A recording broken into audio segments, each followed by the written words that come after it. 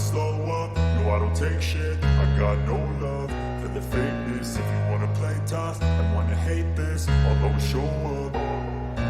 I don't ever slow up, no I don't Welcome take back shit. to my I got channel, no Digital love for the Edu. fakeness. If you wanna play tough and wanna hate this, I'll always show up and make a statement. I don't ever slow up, no I don't take shit. I got no love for the fakeness. If you wanna play tough and wanna hate this, I'll always show up and make a statement. Everything I do so instinctive and so passionate. Every word I move so descriptive like an adjective. I got a vendetta against people who patented being.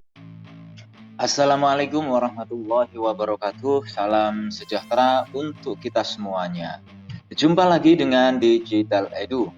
Kabar kali ini cukup mengembirakan bagi pegawai non-ASN. Ini saya pikir bisa ceria lagi nih. Ada kebijakan dari pemerintah dalam penyelesaian honorer ya. Ada 8 nanti yang akan kita bahas dan saya mohon nanti untuk dipahami betul, untuk dicermati betul setiap poin di antara 8 kebijakan pemerintah tersebut. Baik, yuk kita simak video hingga akhir. Baiklah Bapak Ibu, sebelum kita lanjut, tekan like dan subscribe serta nyalakan lonceng notifikasi agar selalu update info-info terbaru dari Digital Edu. Baiklah Bapak Ibu, sebelum kita lanjut, tekan. Kali ini pemerintah mulai melakukan langkah-langkah penyelesaian masalah pegawai non-ASN. Dimulai dari terbitnya SE Menpan RB tentang status kepegawaian di instansi pemerintah pusat dan daerah. Salah satu poin mendasar dalam SE yang ditandatangani Menpan RB Cahyokumolo pada tanggal 31 Mei 2022 itu adalah honorer ditiadakan pada 28 November 2023 dan yang ada hanyalah PNS dan P3K.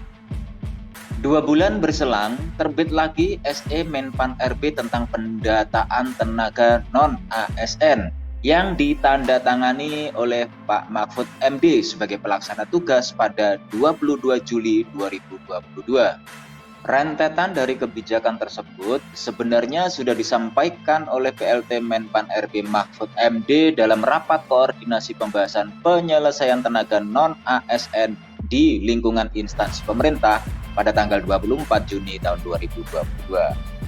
Dalam rakor yang dihadiri perwakilan dari Sekda Provinsi, Asosiasi Pemerintah Kabupaten Seluruh Indonesia atau APKASI dan Asosiasi Pemerintah Kota Seluruh Indonesia atau APEKSI, Mahfud MD menyampaikan arah kebijakan pemerintah dalam menuntaskan masalah tenaga non-ASN.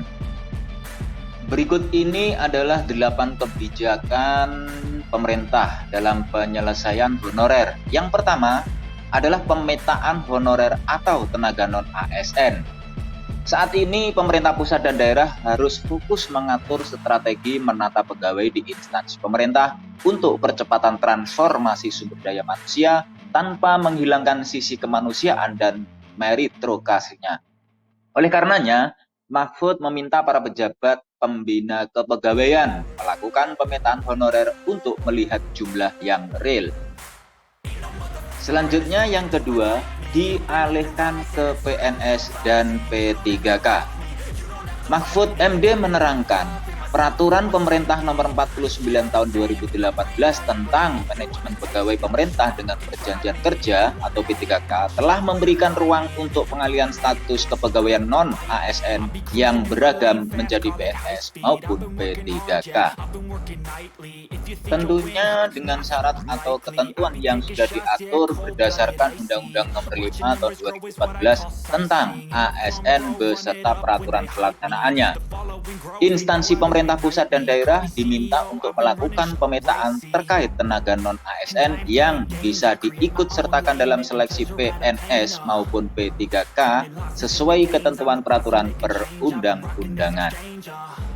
Yang ketiga, skema alih daya atau outsourcing.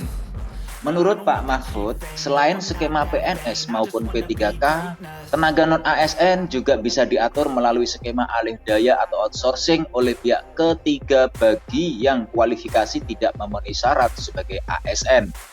Pegawai yang bisa masuk dalam tenaga alih daya ini diantaranya pengemudi, tenaga kebersihan, dan satuan pengamanan. Skema ini dibuat untuk memberikan kepastian hukum, status kepegawaian, serta kepastian penghasilan. Sedangkan yang keempat adalah larangan merekrut honorer baru disertai sanksi. Pak Mahfud mengingatkan para PPK yang tidak mengindahkan amanat peraturan perundang-undangan dan tetap mengangkat honorer atau pegawai non-ASN akan diberikan sanksi berdasarkan ketentuan peraturan perundang-undangan. Pengangkatan itu dapat menjadi bagian dari objek temuan pemeriksaan bagi pengawas internal maupun eksternal pemerintah. Salah satu sanksi bagi PPK atau kepala daerah yang masih melakukan perekrutan non-ASN berarti yang bersangkutan dipandang tidak melaksanakan kewajiban sebagaimana pasal 67 huruf B Undang-Undang Nomor 23 Tahun 2014 tentang pemerintahan daerah, yaitu menaati seluruh ketentuan peraturan perundang-undangan. Di sisi lain, dalam PP Nomor 12 Tahun 2017 tentang pembinaan dan pengawasan penyelenggaraan pemerintah daerah pasal 36 diatur lebih rinci terkait sanksi administratif yang dapat dikenakan kepada kepala daerah dan wakil kepala daerah apabila melakukan pelanggaran administratif.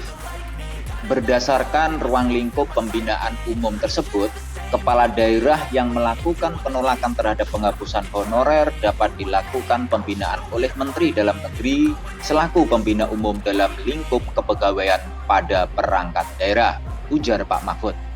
Namun sebelum dilakukan pembinaan, perlu dilakukan klarifikasi kepada kepala daerah yang bersangkutan.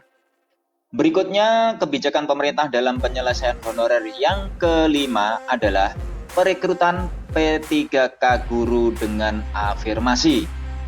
Deputi Bidang SDM Aparatur Kemenpan RB, Alex Denny, menjelaskan kompetensi pada tingkat pelayanan dasar, misalnya tenaga kependidikan dan kesehatan, menjadi perhatian pemerintah.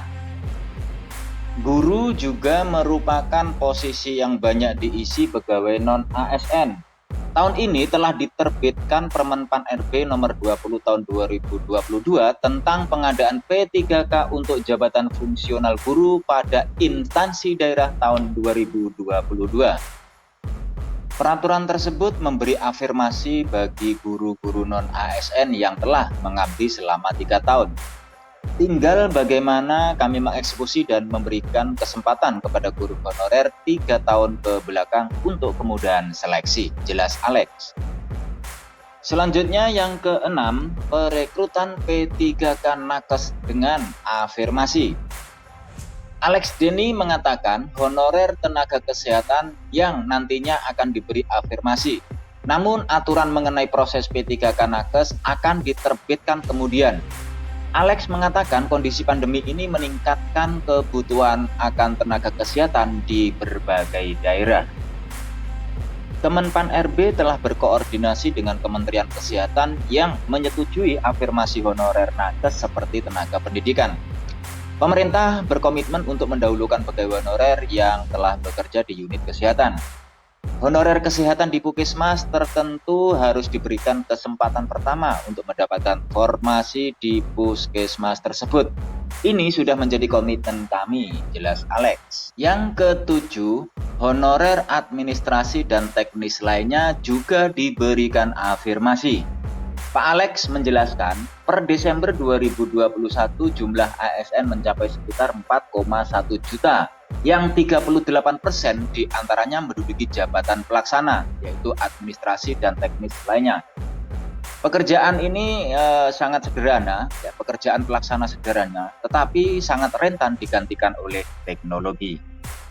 Alex mengungkapkan, Kemenpan RB juga fokus kepada jabatan pelaksana non-ASN, yang tentunya akan mendukung capaian utama organisasi.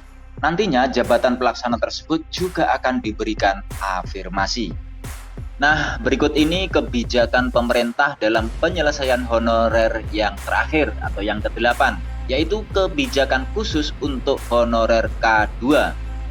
Sekretaris Jenderal Kementerian Dalam Negeri Suhadjar Diantoro menjelaskan ada dua opsi solusi penyelesaian honorer K2, yakni filtrasi dan pencermatan ulang PP nomor 49 tahun 2018. Untuk opsi filtrasi, Suhadjar mengarahkan agar ex tenaga honorer K2 yang masih memenuhi syarat agar didorong untuk ikut seleksi CPNS dan P3K. Sementara bagi honorer K2 yang tidak lulus CPNS dan P3K akan didorong mengikuti seleksi P3K afirmasi. P3K afirmasi adalah kebijakan khusus atau diskresi bagi honorer K2 agar bisa diangkat menjadi P3K dengan syarat khusus.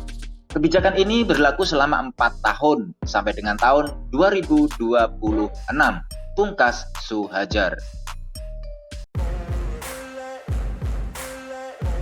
Demikian kabar hari ini. Baiklah Bapak Ibu, semoga informasi ini bermanfaat dan memberikan tambahan wawasan untuk kita semua. Terima kasih Bapak Ibu sudah menonton Digital Edu, dan jangan lupa subscribe, like, comment, and share. Serta juga jangan lupa nyalakan lonceng notifikasi agar selalu update info-info terbaru dari Digital Edu. Semoga Bapak Ibu diberi kemudahan dan kelancaran dalam segala urusan, dalam segala aktivitas, diberi kesehatan, diberikan rezeki yang berkah dan panjang umur. Saya mewakili Digital Edu mohon undur diri, sampai jumpa pada video selanjutnya. Sekian, wassalamualaikum warahmatullahi wabarakatuh.